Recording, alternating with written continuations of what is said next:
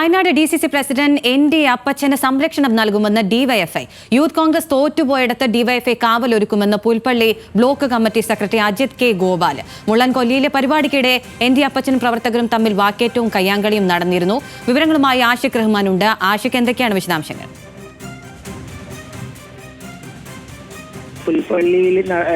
മുള്ളങ്കലിൽ നടന്ന യോഗത്തിനിടെ DCC പ്രസിഡന്റും പ്രാദേശിക നേതാക്കളും തമ്മിൽ ഒരു വാക്കുതർക്കവും പിന്നീട് കയ്യാങ്കളിയിലേക്ക് അടക്കം നീങ്ങിയത്. അത് വയനാട് ജില്ലയിലെ DCC അധ്യക്ഷൻ നേരെ തന്നെയാണ് ആ പ്രാദേശിക പ്രവർത്തകർ കയ്യാങ്കളി നടത്തിയതെന്നുള്ളതാണ് പ്രധാനപ്പെട്ട കാര്യം. അത് കോൺഗ്രസിന് വലിയ നാണക്കേടാകുകയും ചെയ്തിരുന്നു. തുടർന്നാണ് ഡിവൈഎഫ്ഐ നേതാവായിട്ടുള്ള അജിത് ഇത്തരത്തിലൊരു പരിഹാസ രൂപേണയുള്ള ഫേസ്ബുക്ക് പോസ്റ്റ് എന്ന് തന്നെ പറയേണ്ടി വരും. കാരണം യൂത്ത് കോൺഗ്രസ് പരാജയപ്പെടുന്നിടത്ത് തങ്ങൾ ഡിവൈഎഫ്ഐക്കാർ സംരക്ഷണം നൽകാമെന്നാണ് ഇപ്പോൾ DCC പ്രസിഡന്റായിട്ടുള്ള NM വിജയന്റെ കാര്യത്തിൽ പറഞ്ഞിരിക്കുന്നത്. താങ്കൾ ആ മുള്ളംകൊല്ലിയിലേക്കോ പൂതാടിയിലേക്കോ പുൽപ്പള്ളിയിലേക്കോ വരുന്നുണ്ടെങ്കിൽ ഒന്ന് മുൻകൂട്ടി അറിയിച്ചാൽ മതി. തങ്ങൾക്ക് ഡിവൈഎഫ്ഐ സംരക്ഷണം നൽകിക്കൊള്ളാം.